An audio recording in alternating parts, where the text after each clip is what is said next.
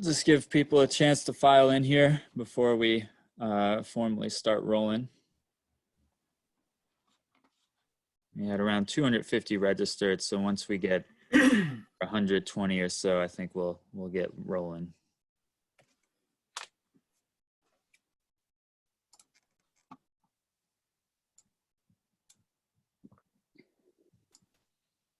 All right. Yep, so while people continue to fill in, I just want to say welcome to everybody and thank you for taking the time out of your day to join us. Before I hand it off to Melanie for the actual introductions, I want to just go over this platform in particular. We've been using it for the past few weeks, in case you haven't joined us for one of these coffee breaks before. Zoom webinar does not automatically share your video or your microphone. You don't have the rights to do that, so you're safe in your PJs and you don't have to worry about being heard. You can use the chat function if you want to just have a discussion or make a comment, anything that's not directly related to the content. But if you do have a question, we're going to ask that you use the Q&A function at the bottom of your webinar screen there. That'll make it much easier for us to manage those questions when we get to the end of the webinar. And Melanie's going to reiterate this, but we're going to ask if it's specific company that's presented, that you just type that company name in there, a hashtag, ETS or whatever it might be. So without further ado, I want to hand it off to Melanie Gottlieb.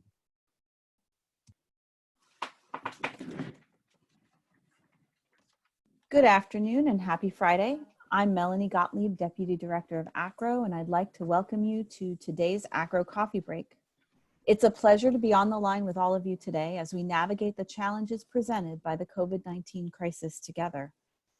Joining me today is Dr. Wendy Kilgore, Acro's Director of Research, along with panelists from the testing services, who I especially want to recognize for giving time to Acro while trying to navigate the impact of the coronavirus on their own operations. We've asked them here today to give you updates on how they are adapting in the face of this crisis, so that you will know what to expect in the fall and can make good decisions at the campus level to serve your students. In the order in which they will present, we have Marie Vivas, Senior Development Manager from International Baccalaureate Organization, Adina Chapman, North American Regional Director of Higher Education West for Cambridge Assessment International Education, Bazirat Agbula, Progression and Recognition Manager at Pearson, Martha Pitts, Executive Director, Higher Education Strategic Partnerships and Initiatives from the College Board, Kenton Pauls, the National Director of Higher Education, ACT State and Federal Policy for ACT, Wayne Camara, ACT Research Chair, Michelle Hampton, Director of Global Client Relations and Global Education Division for Educational Testing Services, or ETS. And Meredith Stokes, U.S. Recognition Manager for the PTE Academic English Assessment at Pearson. As always, we're hopeful that our technology will not fail us. This is a large Zoom call with a large number of panelists. We're not using the video function and your mics are all muted so as to save on bandwidth. As indicated in the intro, we ask that you use the Q&A function at the bottom of the screen to ask your questions, and we will address them as best we can during the Q&A section of the webinar. If you would like to direct a question to a specific testing service, please indicate using a hashtag and the name of the testing organization. For example, hashtag ETS, so that we can more easily direct your question to the right organization. With so many of you on the call, we know that we will not be able to answer all of your questions. Rest assured, they will be collected and added to the ever-growing list of policy questions that our guidance team is working through every day. And it may resurface as an article in our Connect newsletter, a specific guidance document, or another coffee break. So here's our agenda for today. I'm going to give you a short overview of Acro resources and direct you to where you can find the guidance on these particular topics. Then we'll go over some recent survey results with Dr. Wendy Kilgore. We'll move into the testing service organizations, and each service will give an update, and then we will move to the open forum. All of the updates will be relatively brief so that we can get to more of your questions. Next slide, Mike. Just a quick update also. So with the circumstances surrounding COVID-19, Acro has opened up our membership vaults, and we're offering a free 3 months membership for anyone at your institution who is not already a member. So if you have someone that you would like to give access to all of our member resources to during this time of crisis, we welcome you to add them to your roster, and you can find that information on the website. Next slide. Much of the guidance that we create here at Acro emanates from our members and from the leading and best practices.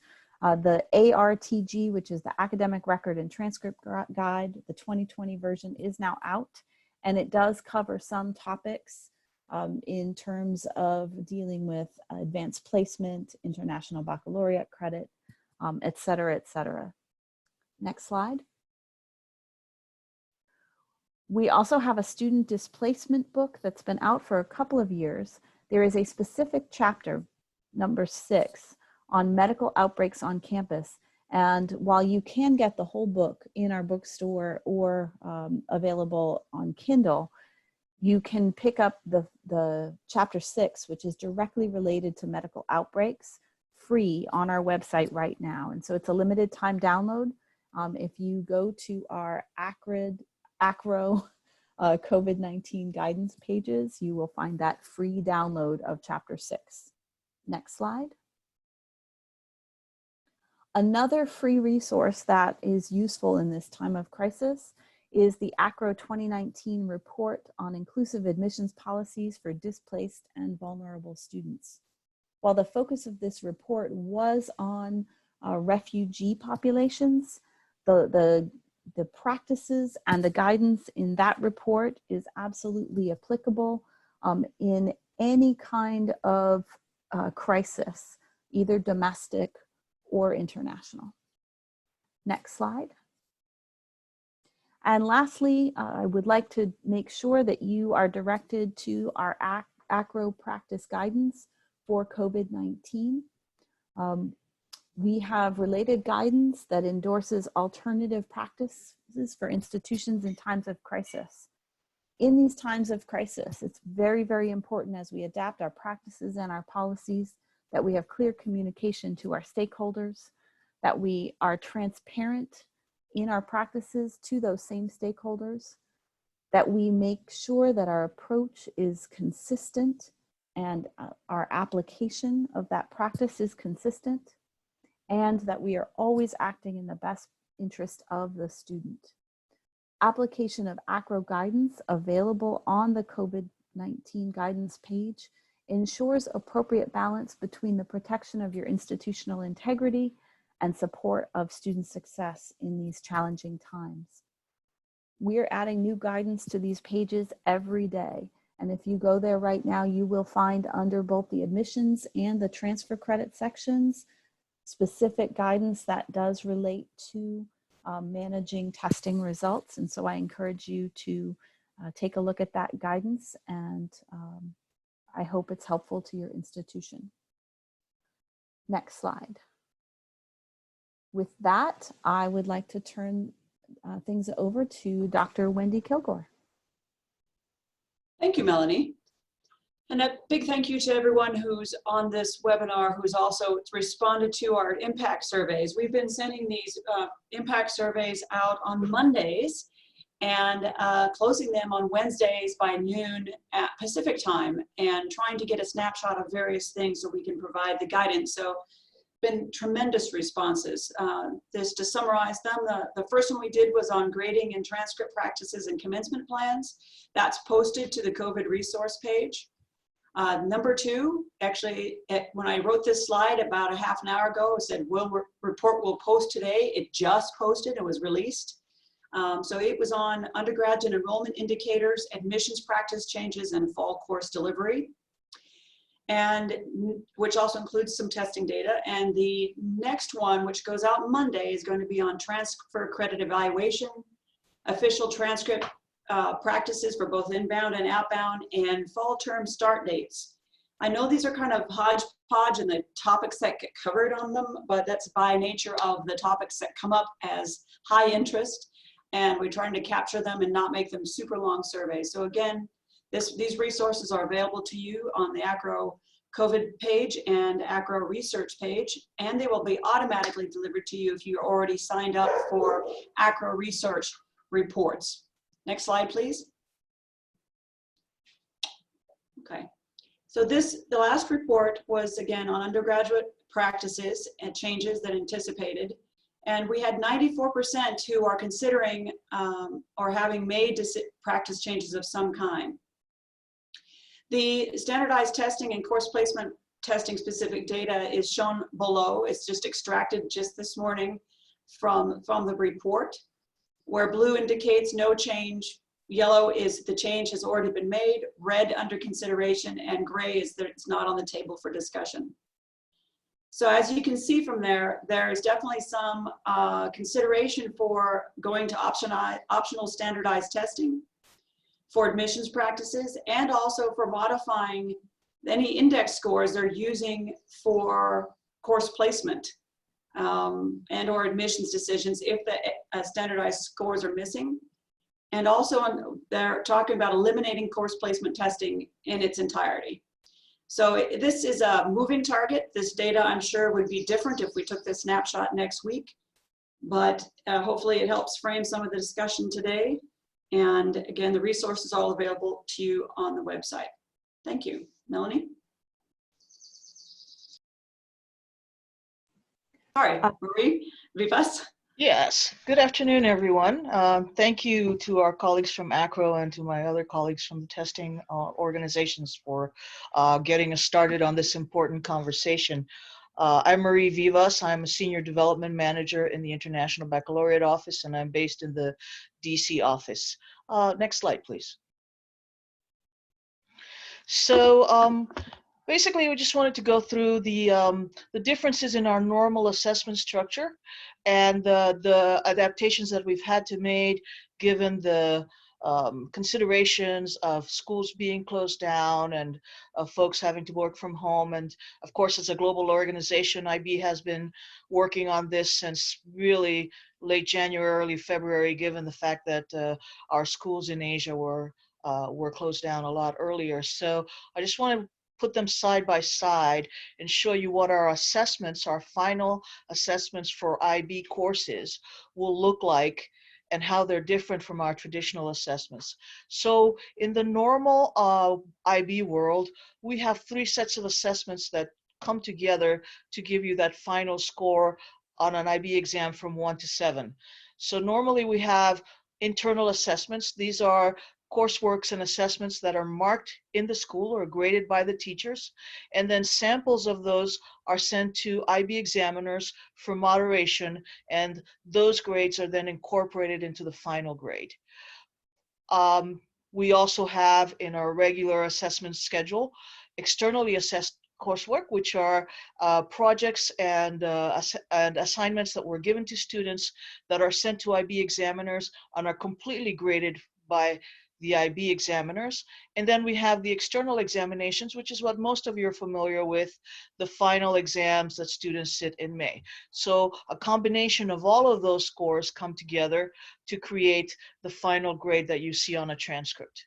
So given that we've had to curtail our students coming together for final assessments, what we've done is, instead of having the internal assessment coursework graded by the school, we actually are sending all of those to our IB examiners. So instead of having them graded by schools themselves, they will be graded by our examiners, and they're due around the 20th of April for most subjects. We are working to be as flexible as possible with schools that have been affected by COVID-19.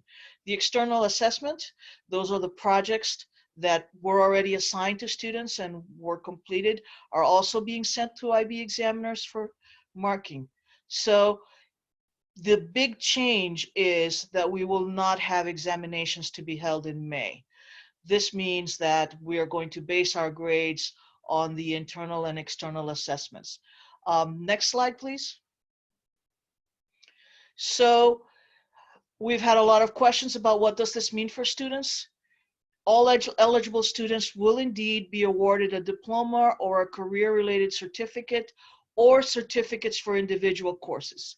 They will all be given grades for each subject, a 1 through 7 score as is traditional. Diploma students will be given a grade for the core, that's a 0 to 3. And diploma students will also be given a score out of 45 by adding the above.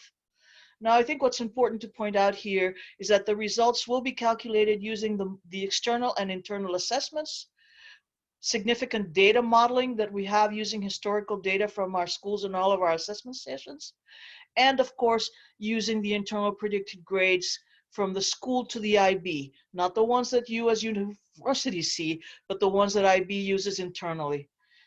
We are working very hard, and our assessment team has made sure that the standards will be comparable past and future years, and our goal is to still deliver results on 5th of July using our standard transcript process. Next slide. Here are some resources. You can sign up for the higher education newsletter. This is how we're communicating with universities through this process. In the IB FAQs, you will see much more detail about how the assessments are being conducted. And the third link is a higher education survey. So if you have a policy that you've already put together, we would like you to let us know so that we could compile them for our stakeholders. And then our email, recognition@ibo.org. If you have any questions, please direct them here. Thank you very much, and I am done with mine. Next slide. We are going to skip the Cambridge for a moment because Adina Chapman is having some technical difficulties, so we will come back to that. I'd like to turn the slides over to Bazirat. Hi everybody, and thank you to Acro for giving us the opportunity to speak to everybody today. So I'm Basirat Agbula, and I'm the Progression and Recognition Manager at Pearson. So I manage the Pearson EdExcel relationship and engagement with universities and counsellors to enhance the progression of students into universities around the world. Next slide, please. And next slide. Thank you. So today I'm going to also give you a quick update on the position for Pearson students with regards to the May and June examination and the COVID-19 disruption. I first just wanted to give you a brief reminder of the qualifications that we're referring to today. So these are the broad, under our broad portfolio across academic, which is Pearson EdExcel. So you can see there are GCSEs, GCE AS and GCE A level, and our international qualifications, which are benchmarked to the UK standard. And equally, we are referring to and updating you on our vocational portfolio. So that is the Pearson BTECs, which are also offered across the same levels as our academic portfolio, so the levels 2, level 3, and the high nationals, which are equivalent to the undergraduate standard. So what I will be referring to a lot in my update is around the regulation that we work to at Pearson, and that's because we're a regulated organisation. And regulated means that we work to a number of UK qualification experts, so that be our policy leads, departments of education, Ofqual, which regulates the qualification examination process in England to maintain standards and confidence, and other organisations such as the JCQ, which is the Joint Council of Qualifications, which again brings the large examination bodies in the UK together. So we are standardised around how we deliver examinations and issue results. And we're also working in advance of COVID-19 have always worked alongside other UK exam boards to make sure that we work in a comparable way for all students taking our qualifications. It also goes without saying that we actively engage with universities, our own school community. And before we move on to the bare bones of the COVID response and the changes that we're making to our examinations, I just wanted to highlight the existing services that we have in place for helping you confirm student achievement with confidence. I will say here that publicly we don't yet have an online system available for third parties. I know that's a burning question, but it is an active point of discussion for our organisation. Pleased to say that in the interim, we introduced a new service in 2018, which is based on a Dhl Delivery Service into universities and admissions organisations. So I've linked to that in the slides. And through this process, students will instruct us as the exam board to send paper copies, hard copies of their provisional results directly to admissions bodies and admissions officers in universities. So we've put this in place as we know prior to this, you were only able to get final certificates directly from us, of the awarding organisation, and these tend to come out much later in the process. Also pleased to say that for the first time this year, and this was already in the works in advance of the coronavirus disruption, we will be delivering these provisional results to you by email from a Pearson email address. So when students submit the application to us and to instruct us to send their results to you as a university or credential evaluator, we'll be able to do that by email this time. When you get to that page on our website, you'll see that still refers to the DHL sending service, but we'll be updating that in the coming weeks. Obviously, as you know, our focus for now is the changes that we've made to the May and June examination period, but please be assured that we will be allowing you to receive results by email following the release of results to students. The other thing I just wanted to point out is the fact that we've also always had a process that you can use to check fraudulent or suspected fraudulent documents that you may receive from students applying to your organisation. So that email address is there for you.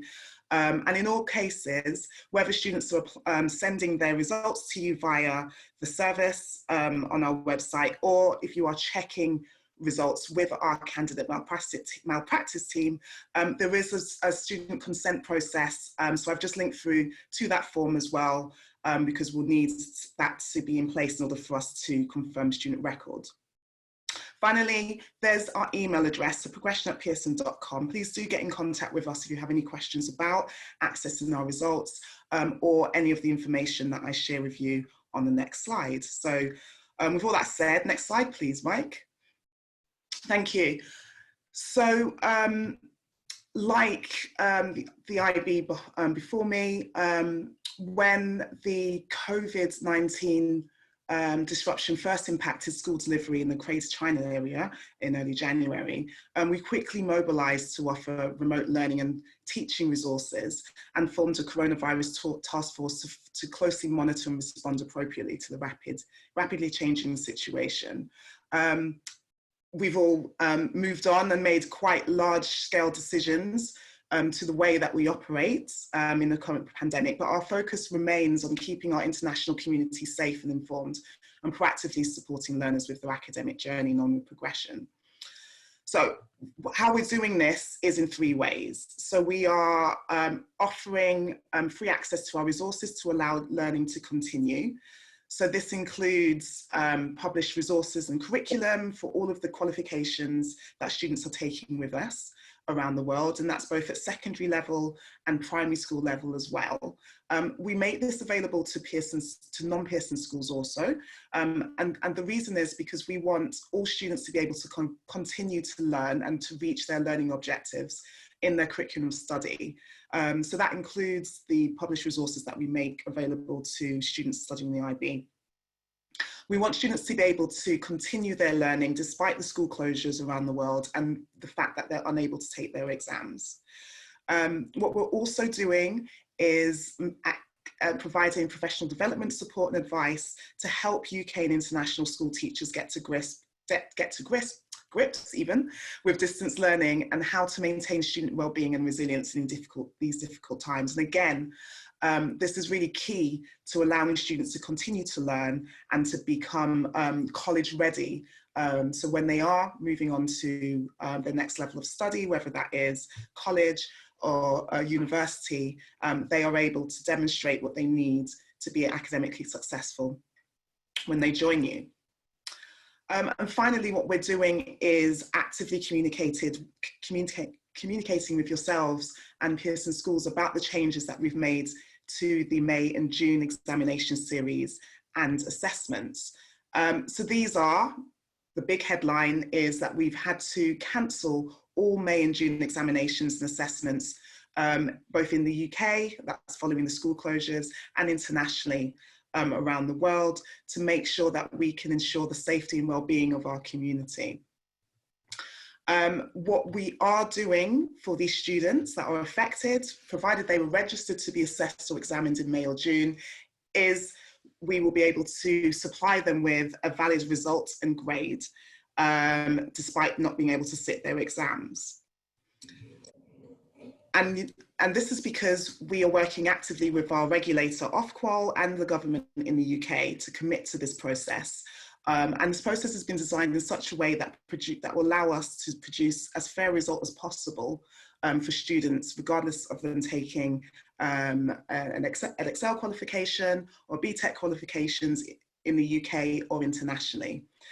And as a UK regulated examination board, we've always aligned our principles to be able to offer a valid result to students, regardless of where they study and what they take with us. And this year will be no different. So what we wanted to highlight to you today is that we're actively working with the other UK boards and the qualification experts in the UK. We know at this stage that students will be asked to submit a prediction for the students who would normally be sitting for the May and June exams or assessment, as we know that those students teachers know those students well, and are best placed to judge what grade they believe the students would have received if the exams had gone ahead. Based on the principles set out by our regulator and government as well, these schools are also required to rank the likelihood of each student achieving that grade within the student cohort, the subject cohorts for that exam paper. Teachers were sent detailed guidance on the 3rd of April, so last week, how to do this fairly and robustly, and given examples and guidance of the existing evidence that they can use, including mock results and non-examined assessments. So they already have the evidence that they'll be using to make these judgments. When we receive the teacher input, we will produce a calculated grade for each Pearson student. Now, this methodology is being shaped and actively agreed with the other exam boards, with moderation from our regulator. So us as an exam board, we play a key role in collecting the teacher grading predictions, and more importantly, we'll be standardizing them using the best statistical model that allows learners to get the results that they deserve. So we haven't yet got timelines for this next phase, and that is the formal exam board calculation, but we know that we will start to get the teacher predictions from the 29th of May. So there has been quite a lot of discussion on the type of methods that will be used to calculate grades for the vocational qualifications, including our BTECs. Just to kind of give you an example of how fast moving this process is, we now have confirmation from yesterday, 9th of April, that our regulator and the Department of Education have confirmed that BTEC qualifications that we usually use for university entry will also follow the same calculated grade principles as are going to be in place, for our GCSEs, the A-levels and the international equivalents that we award to students.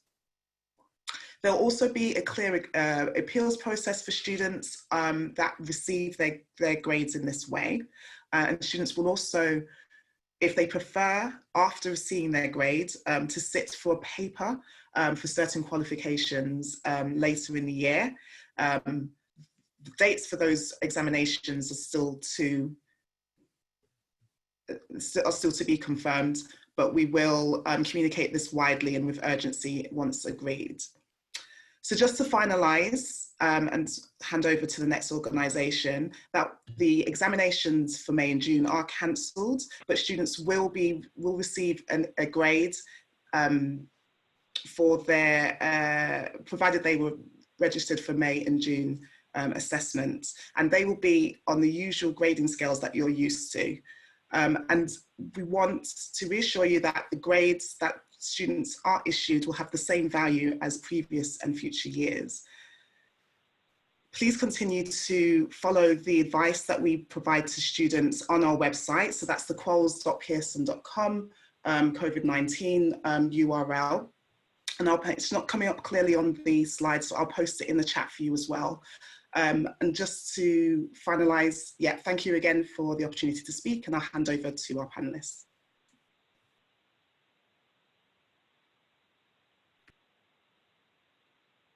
Thank you for having us here today. I'm going to talk, you can go ahead and go to the next slide.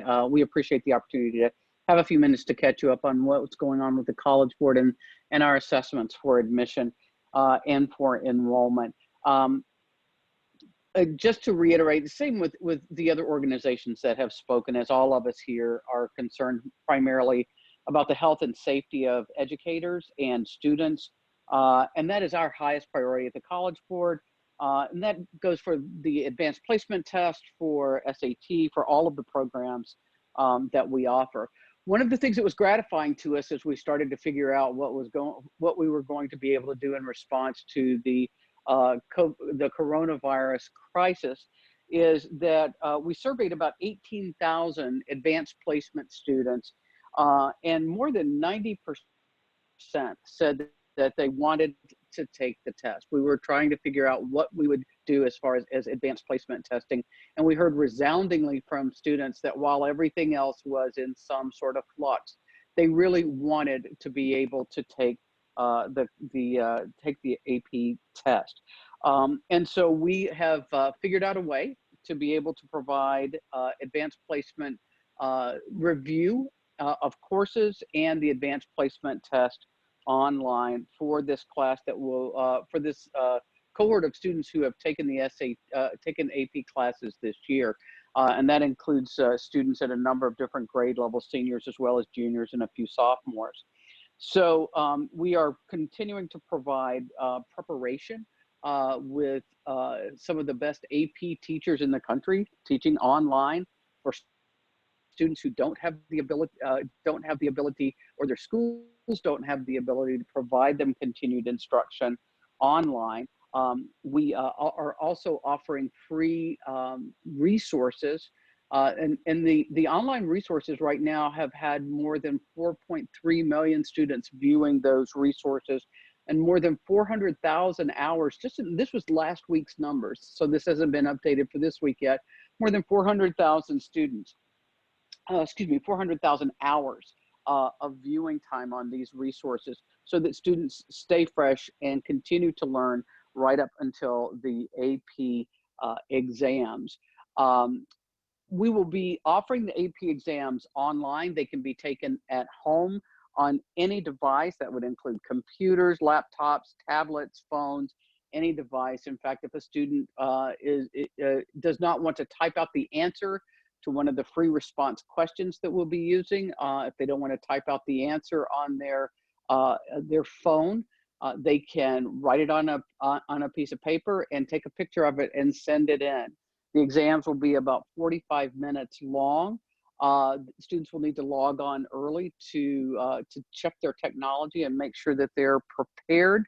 But we'll be giving the exams on May 11th through the 22nd. In that time period, we'll be giving the exams, and we will give makeups June 1st through the 5th.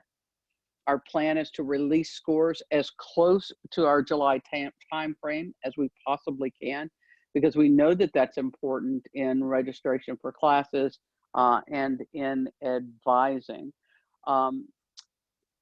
So our biggest concern, I think, is that making sure that students have the tools and the connectivity that they need to review the AP content online so that they're well prepared, and then to take the test itself.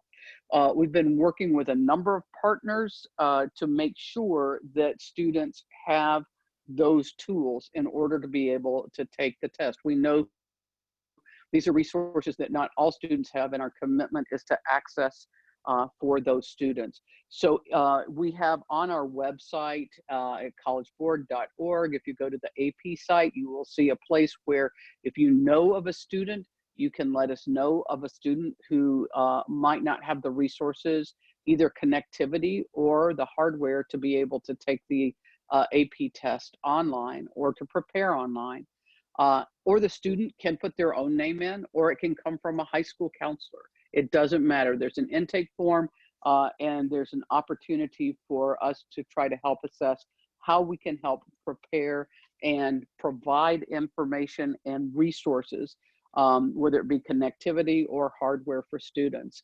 So we're excited about the opportunities that we're going to be able to provide for students online. And we've heard from a number of colleges and systems. I think we're right now at about 20 systems that are offering the 20 university systems that have said that they'll be able to accept AP scores and award credit for them in the same ways that they have in the past. So we're excited for students and excited to be able to provide this continued service for colleges and universities. If you could go on to the next slide. With the SAT, at this point, we have been forced by the COVID-19 pandemic to cancel the May 2nd administration and the makeup exams that were scheduled for March 14th. And that does include both assessments that would have been provided on the weekend and in the school day administrations. And so those are the tests that we've had to cancel at this time. We're working really hard to make sure that we're making the advanced placement, making the SAT available in schools and out of schools as soon as public health will allow us to do so. And this means that we are pursuing options, a number of different options that will allow us to make the decisions that we need to about upcoming administrations, and also to see about what we will do should schools not be open in the fall. But we are pursuing a number of different innovative means that will allow us to be able to continue to test our commitment.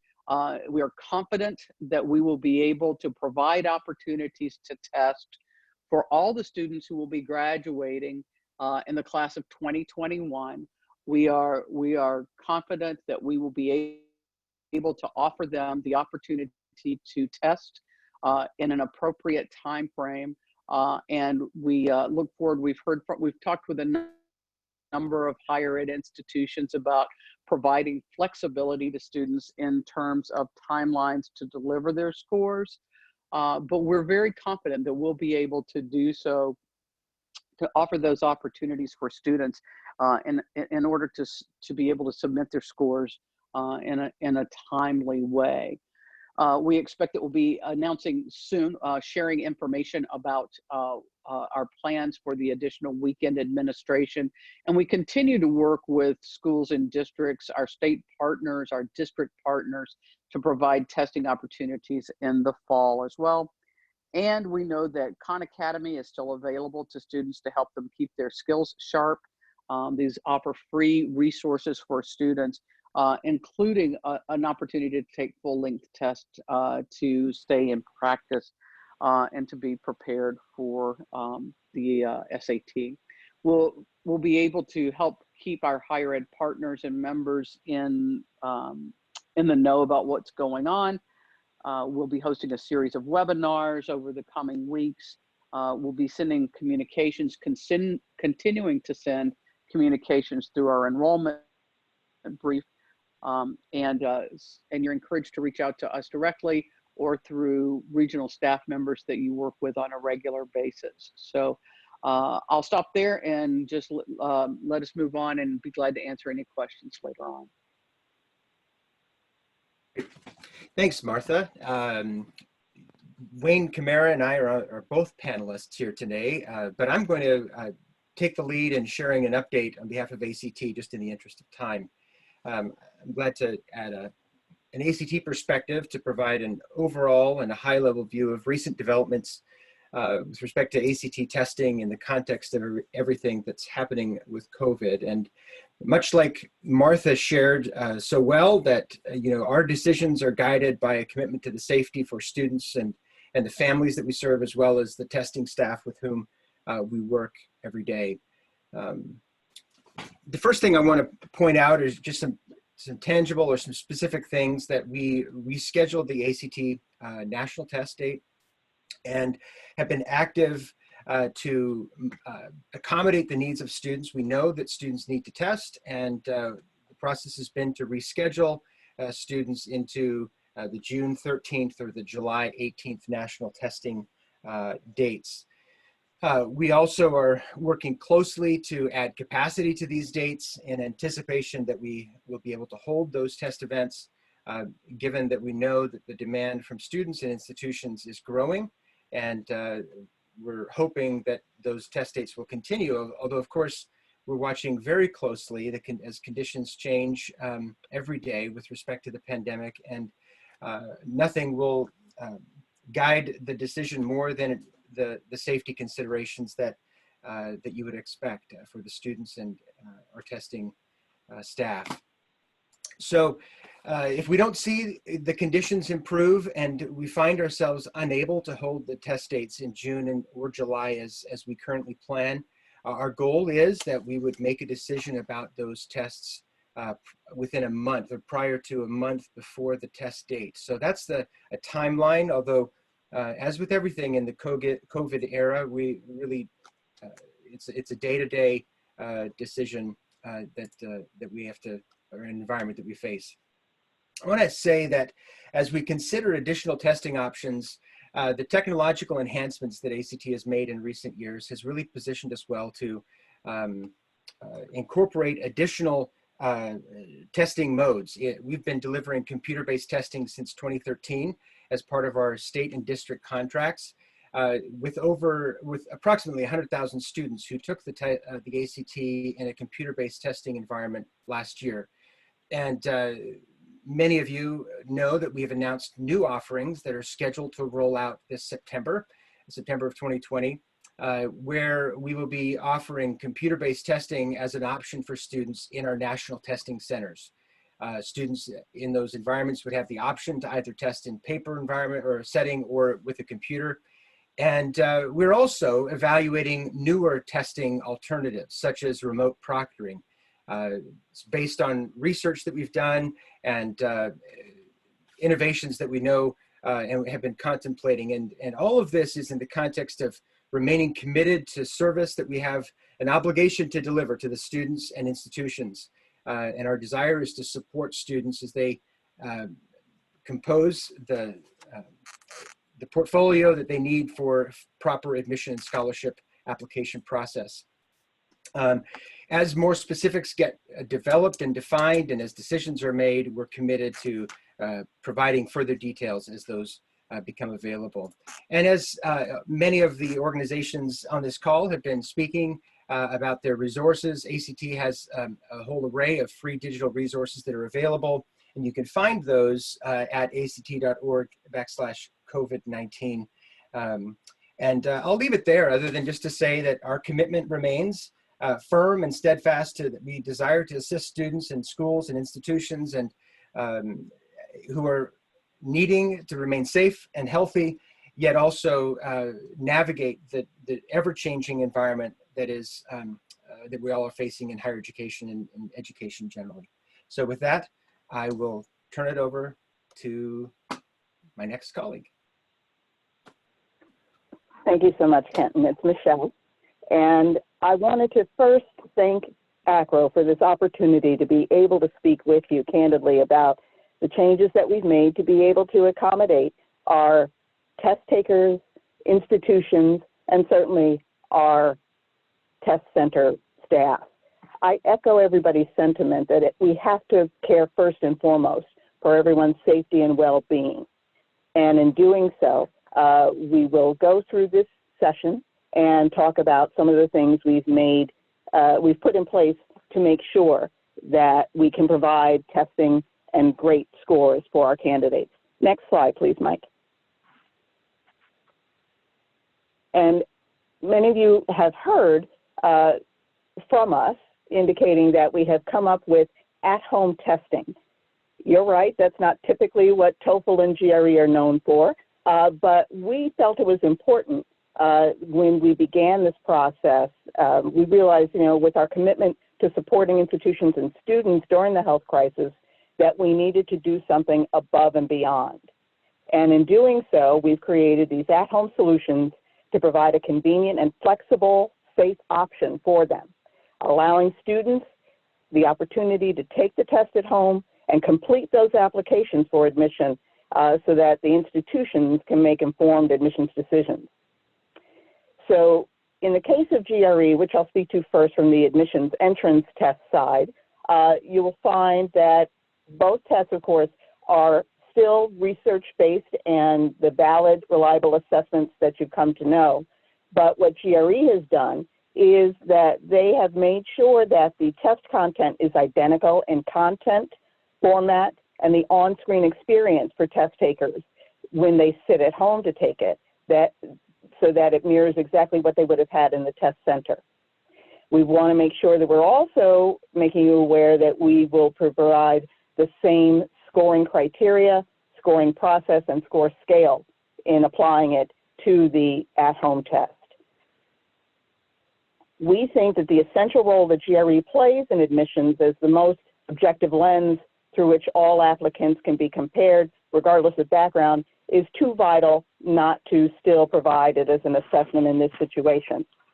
So what our test takers are able to do is still provide you with the 3 separate scores of verbal reasoning, quantitative reasoning, and analytical writing.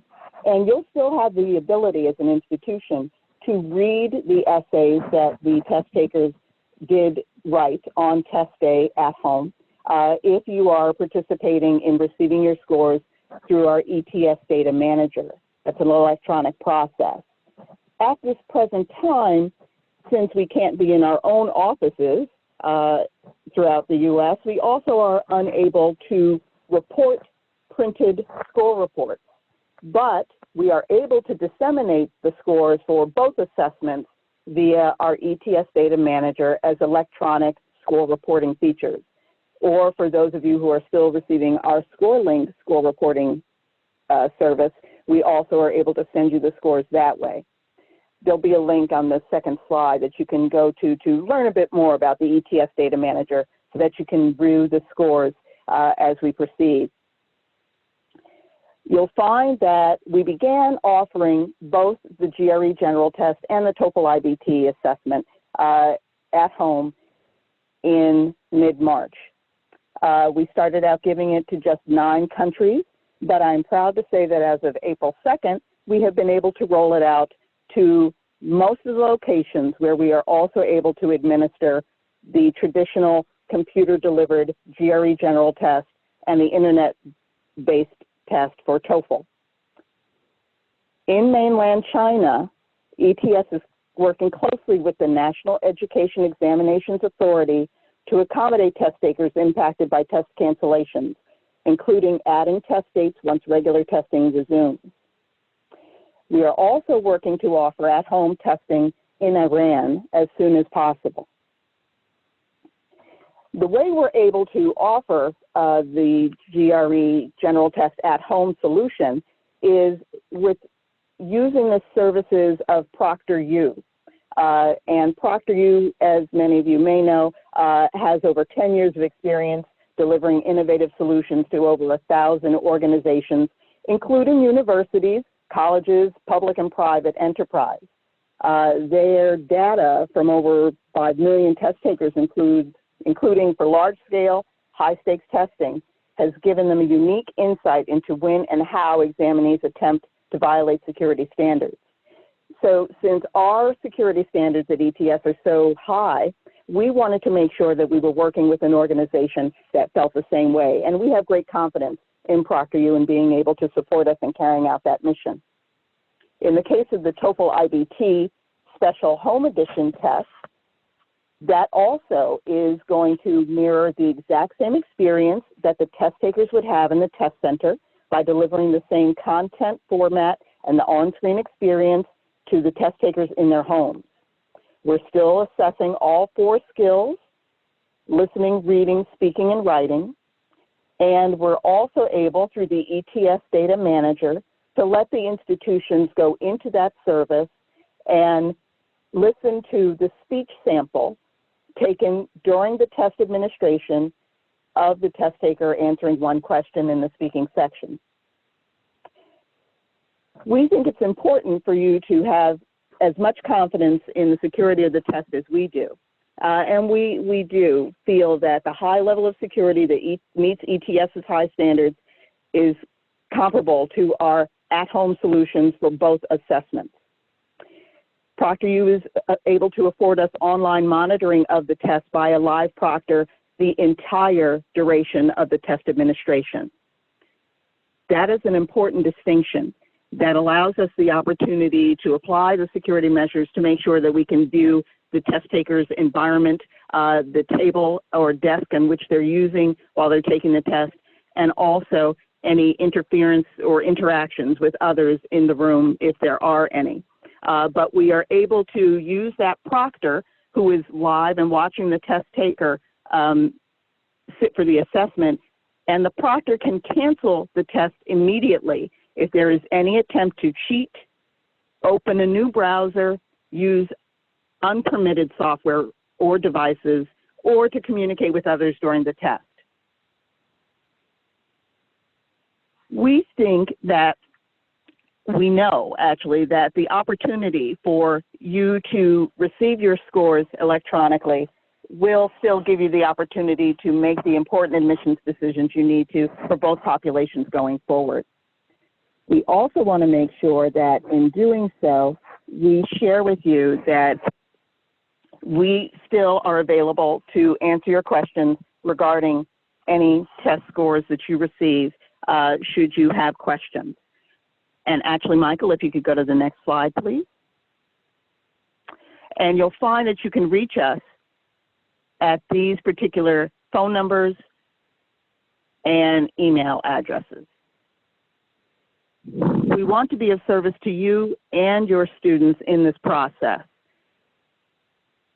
We think it's important during this worldwide health crisis that we help you to make sure that you're reaching out to the high quality students that you often have accepted in the past. We want to answer questions for you and support you in any way possible. So if there is a need that you have that we, for some reason, have not yet addressed, definitely contact us. We know we're all in this together. We want to make sure that our test takers, our institutions, and our test center personnel are able to feel that we support them in every way possible. Another thing I do want to point out is that we do and have been offering webinars going into great detail about what's changed and what is involved in our at-home testing solution. And we would welcome you to participate in any of those webinars. We have them on different time schedules so that we can accommodate a worldwide audience. And you will find that if you are able to go to our COVID pages indicated here, that you will be able to not only register for those webinars that we have throughout the month of April, but you'll also be able to learn of any other updates we're making to our processing during this time. You'll also see on screen that we provide links for test takers. If you are in direct contact with your applicants, please feel free to point them to those resources. And certainly if any of your faculty are also advising students, please share this with them. We thank you and we welcome the opportunity to answer your questions during the Q&A. Thank you, Michael.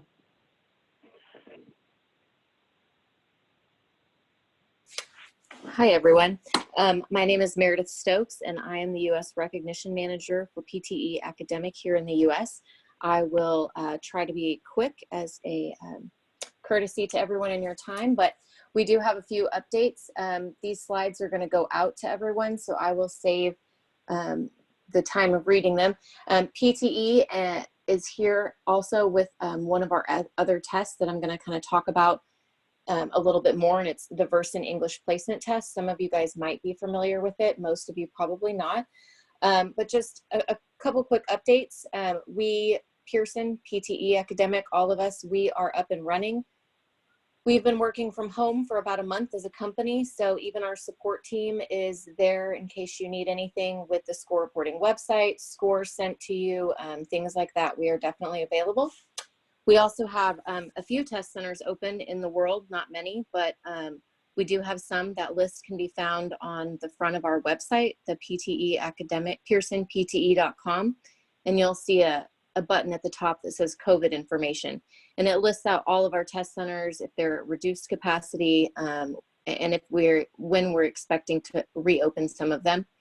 As you guys all know, it's been stated, it's a day-to-day, kind of fluid situation. So as soon as things are safe locally, we'll be reopening our test centers in each location.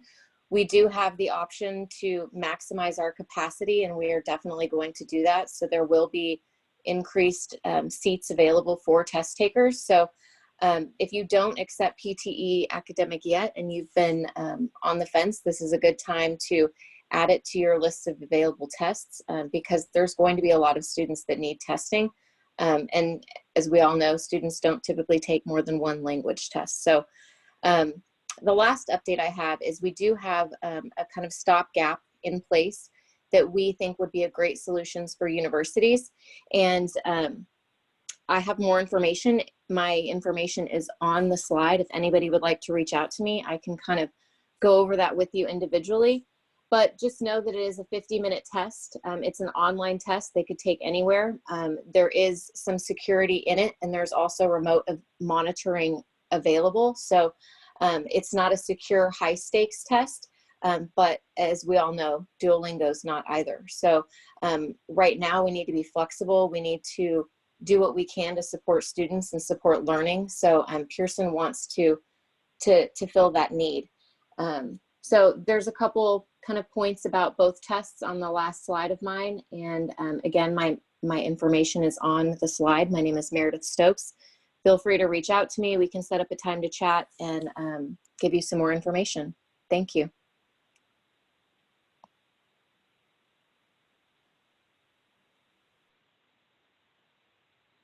Hi, this is Melanie Gottlieb, and I'm just popping on to share this resource that was provided by IELTS. They have a lot of moving pieces right now, but they wanted us to share the IELTS website, which has updates on their testing. We are nearly at time, and so I'm going to bring the slides back to our panelist, Adina from Cambridge, because her technical issues have been resolved. She's going to present her information, and we're going to extend by only 15 minutes. And so we will have a few more minutes to answer questions. Some of our panelists may have to drop off, but we will have the panelists answer unanswered questions and append it and send it all to you to accommodate as many of the questions as we can. So to save time, I'm going to turn the mic over to Adina. Thank you very much, Meredith. I really appreciate that. Can you guys hear me? Yes, we can. Sorry, I was muted. Okay, great. Just wanted to confirm before I started presenting. And thank you, Acro, for this opportunity. I'm sorry I had technical issues. They've been a lot lately with these uncertain times. But I just wanted to take the opportunity to announce that on March 23rd, we decided not to hold our international examinations for the May-June 2020 series in any of the over 170 countries that we offer exams. So we've made that decision internationally. It affects all of our schools. And many of our schools have shifted from not wanting to rule out the possibility of holding exams, but we strongly urged them that we needed to make a uniform decision internationally. So we really, our overriding concern was, like most of our other colleagues at testing organizations, was to protect our students and children and to ensure fairness to all of our students. So we have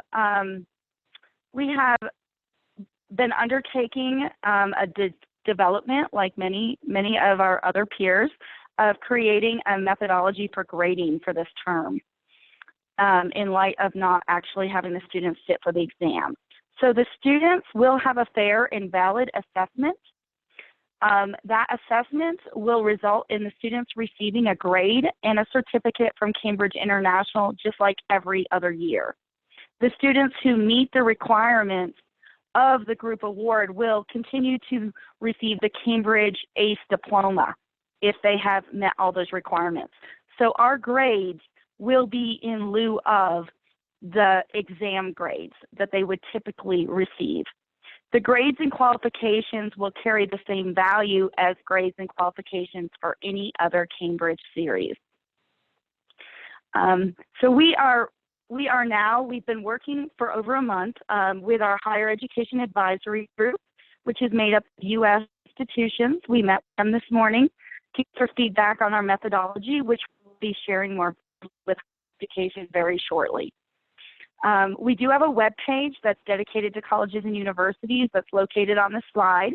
Feel free to continue to go there for new information on our methodology and our processes during these uncertain times. I don't want to take up any more time from this group because I recognize that we've already been going over time and we haven't had much time for Q&A from the entire group. So Melanie, I'll turn it back over to you.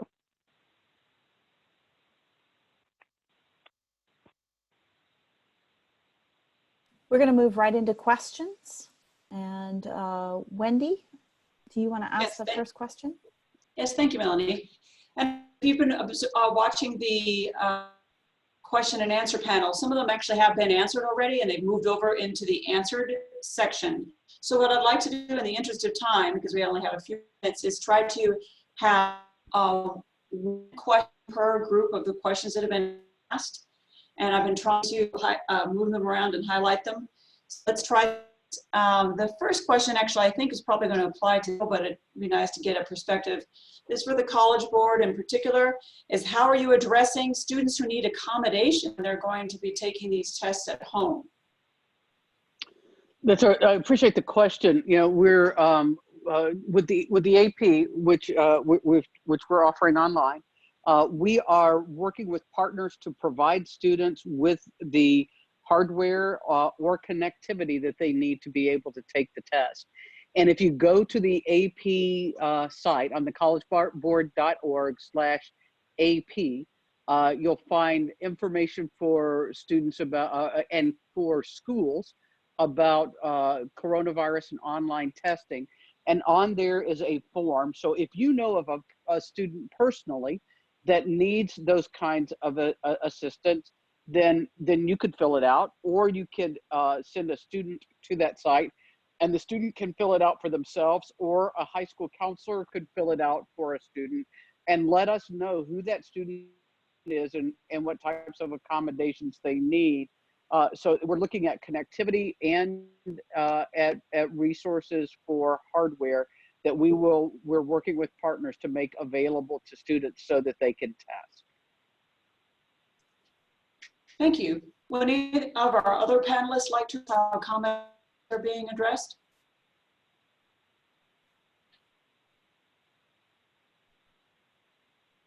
Okay, we'll move on to the next question. Well, this one will go to, is for Pearson. Are there any plans to offer online tests to the TOEFL as an at-home edition?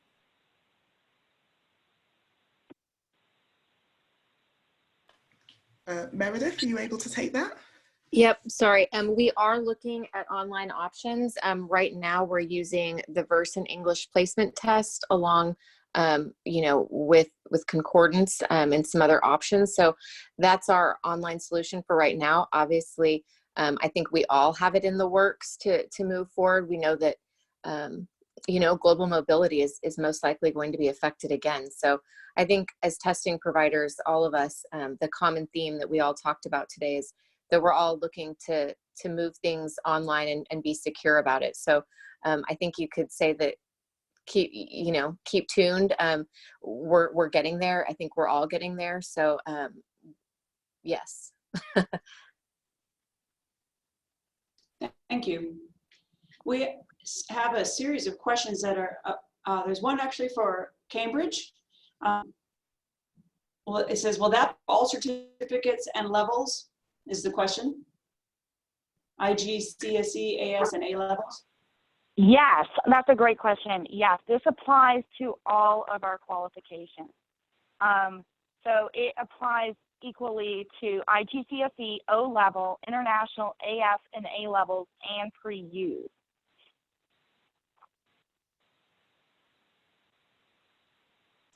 Thank you very much. A question or just a comment. Somebody asked by accommodations is connectivity issues. No, the specifically accommodations was students who need somebody to read the test out loud for them. So accommodations for disability services is what the question was intended to ask. We have a series of questions that are actually all for the College Board. And so let's go ahead and run through these. Will the students have the option to complete CLEP exams in an online format? That is a question that I don't know the answer to, so I will get that information and append it to the slide deck. Thank you. Are you offering exams for international students as well?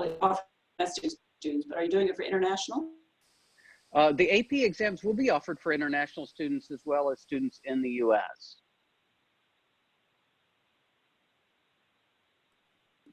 Thank you.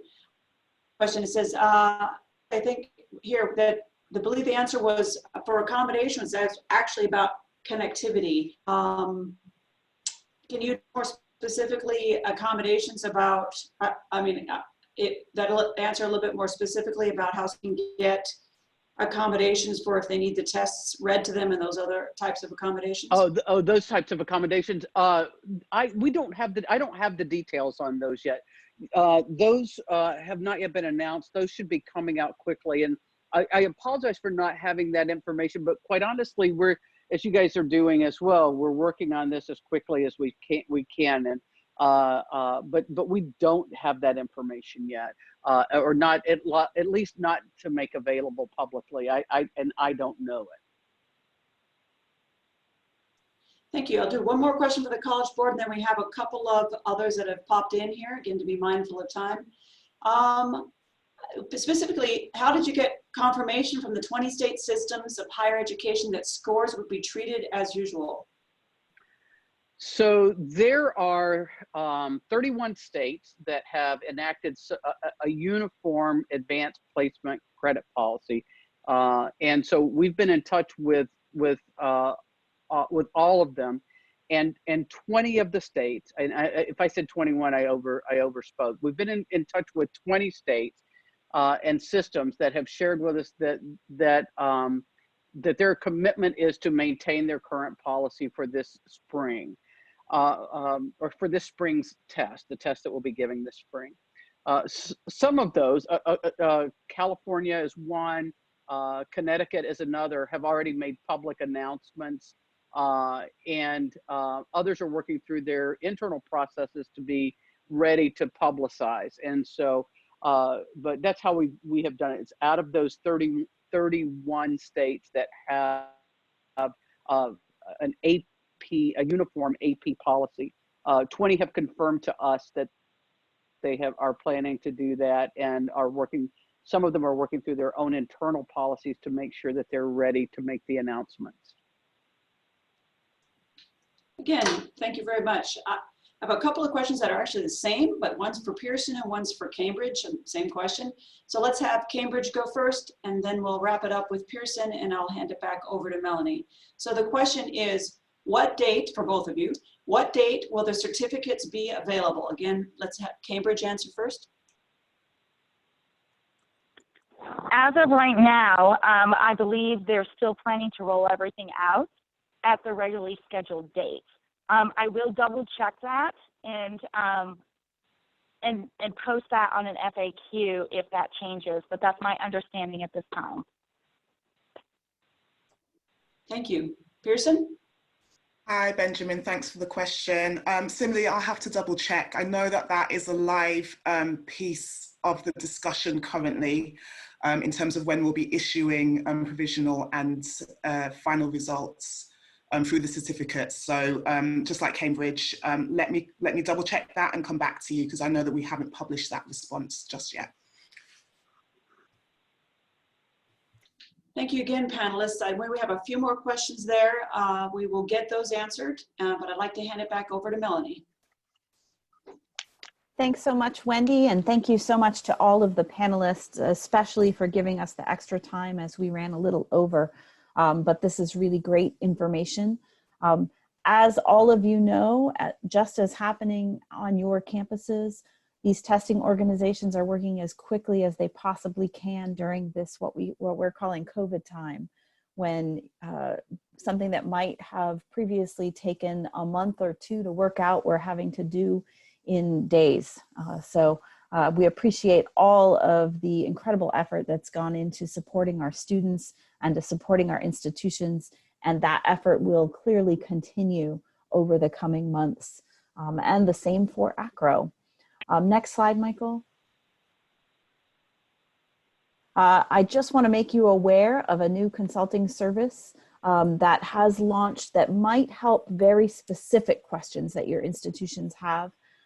Acro has slashed prices and is offering a deeply discounted express consulting opportunities where your institution can engage a professional for a very specific need to work remotely on a very specific problem. These problems range from enrollment to records and registration to technical issues to developing transcript processes all over the map. If it's in Acro world, consulting can help you with that. Contact consulting.org for more information. Next slide. Lastly, I would like to have you save the date and share with your colleagues. Next week, we have 2 coffee breaks. We have one on COVID-19 and commencement that will be on Wednesday, April 15th at 2 p.m. Eastern. And the second will be an Acro coffee break with Stellic, keeping students on track for graduation in crisis situations. So it's graduation and commencement week next week at Acro in the coffee breaks. Registration is available at acro.org/COVID guidance, and you'll find all of our coffee breaks on that page. Again, I want to thank you very much for joining us and for being patient as we went over a little bit of time. I hope you have a wonderful weekend, and we will see you all next week.